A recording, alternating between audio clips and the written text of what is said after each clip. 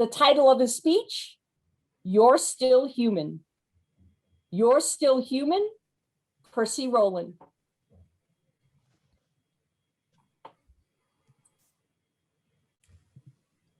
Who am I when I wear this mask? A responsible citizen or a brainwashed sheep? And who am I when I don't wear this mask? Brave rebel against the elites or a selfish, irresponsible COVIDiot?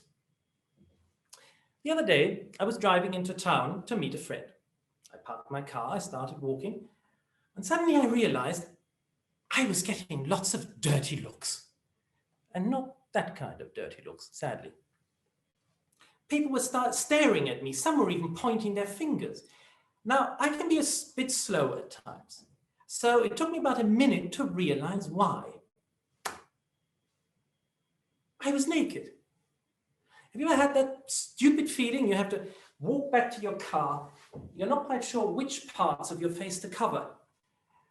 The walk of shame, 2021 style. I put on my mask, walked to my friend, said hello. She didn't hello back. Instead, she gave me a dirty look too. Why are you wearing that? Don't you know masks are bullshit?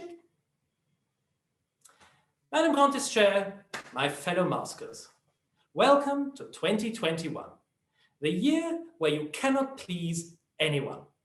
Damned if you do, and damned if you don't. Have you ever stopped to think why that is? Why, as a society, have we become so opinionated? Why have we become so polarized? I can still vividly remember the first time I experienced this phenomenon. It was at my friend Michelle's place. Now, Michelle is a wonderful person, a small lady with a big heart. And in that big heart, she fits in a lot of friends from all backgrounds and all opinions. Now, this was during the Brexit debates, and she and most of her friends were against Brexit, but some were in favor, and everything was cool. At some point, one of her friends said something about Brexit. It wasn't anything serious, a joke. But that's when it happened. A man, a quite distinguished-looking older gentleman, a barrister no less, launched into a tirade of abuse against this woman. How can you talk such rubbish? How can you be so stupid? How can you be such an idiot? Now, of course, she didn't like that, so she hit back. And before we knew it, the insults were flying back and forth.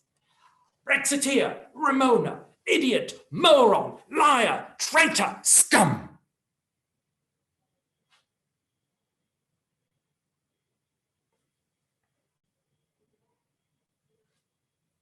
We were so shocked by this sudden outbreak of hatred, we didn't know what to say.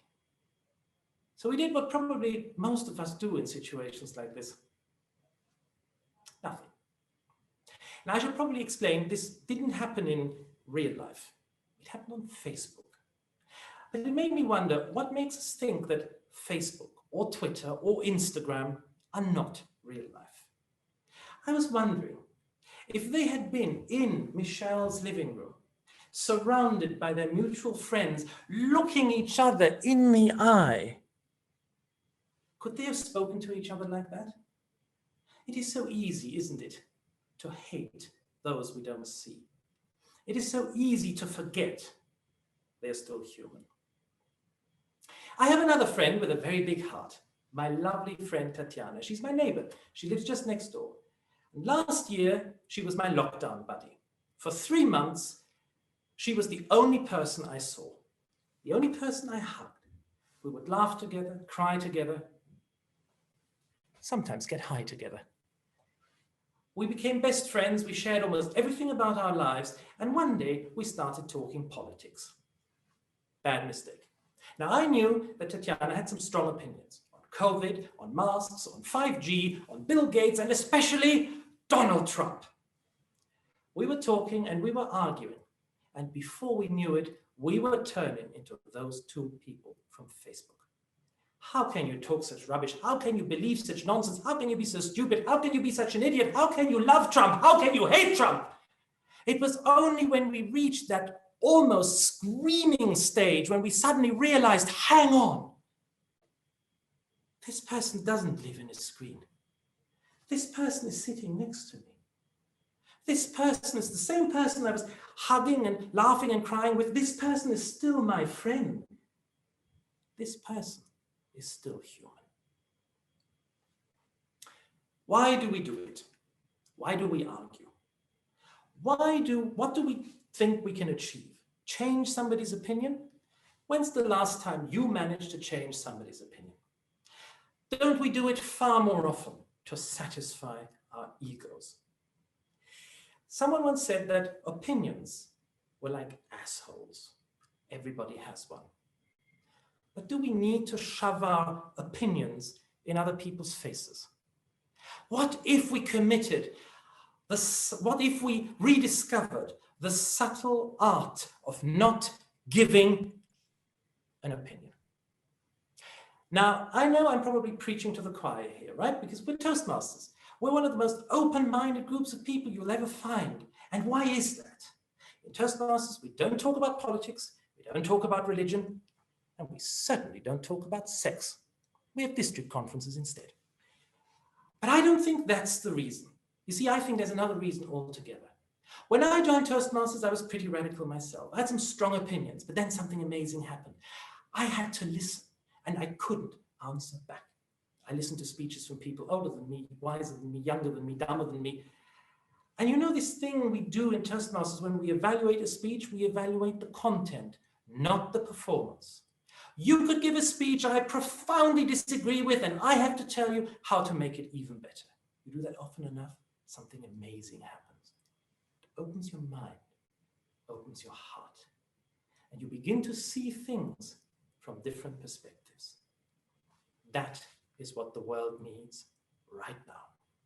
That, my friends, is our superpower. What if we went out there and used it?